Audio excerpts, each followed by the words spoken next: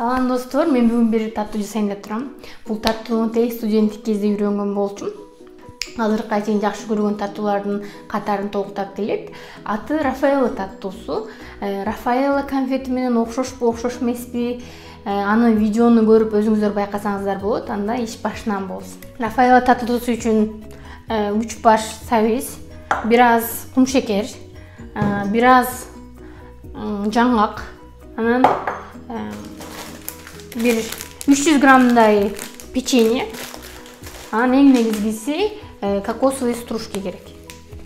Биринчи эле сабиздерди чоркадан өткөрүп, кыям кайнаткандай кылып эле сабиз кыямы жасайбыз.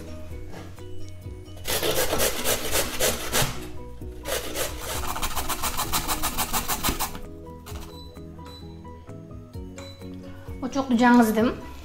Эми ушул бүтүн сабиздерди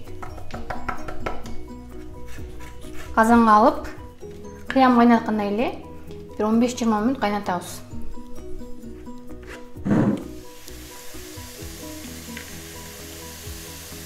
Бир жарым стакандай кумшекер салдым. Сабиз өзү деле таттуу жер жемиш го.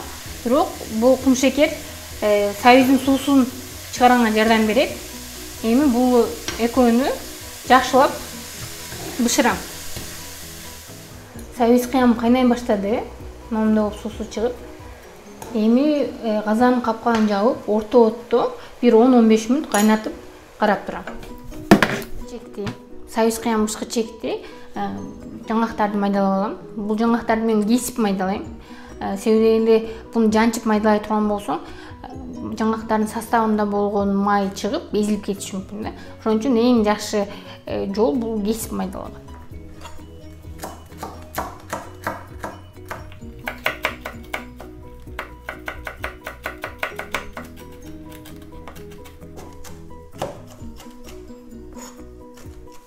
Эми печеньяларды майдалаган картошка эзгич менен эле мындай кылып майдалап, ундай кылып майдалаш керек.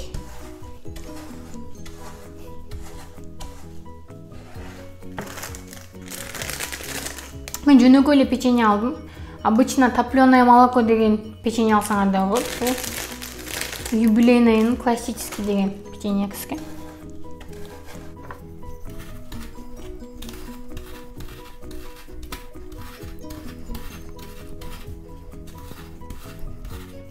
Сабиз моментип соолуп пышты. Эми бунун бир азын уздашын күтөм.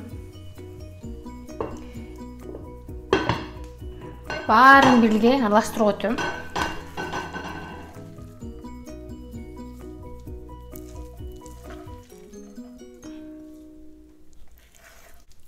Үстүнө жаңгак, баягы майдаланган жаңгактарды кошом.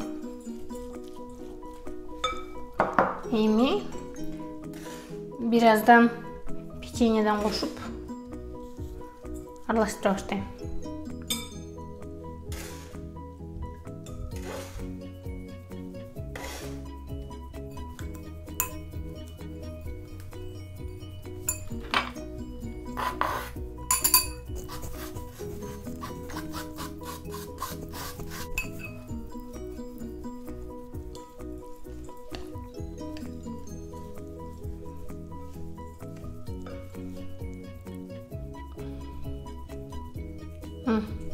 Мындай болуп бирге турган болуп калды.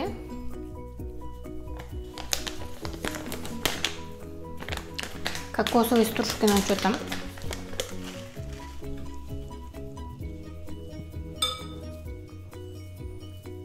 Аралашмадан алам, жакшылап толуктойм.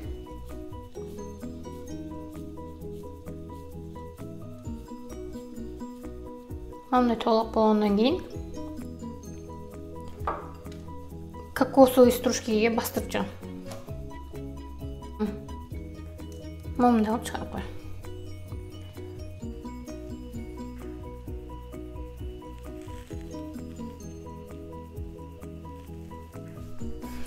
Рафаэлло таттуусу даяр. Бул таттуунун негизги өзгөчөлүгү бул жаш балдарга да аябай пайдалуу. Себеби ичинде сабиз, жаңгак бар. балдарга курук печенье бергендин ордуна ушундай таттуулар жасап берсеңиз жакшы болот. Анын эң негизгиси бул жанына кызгыл чай дамдап десерт ордуна өтө сонун кетет.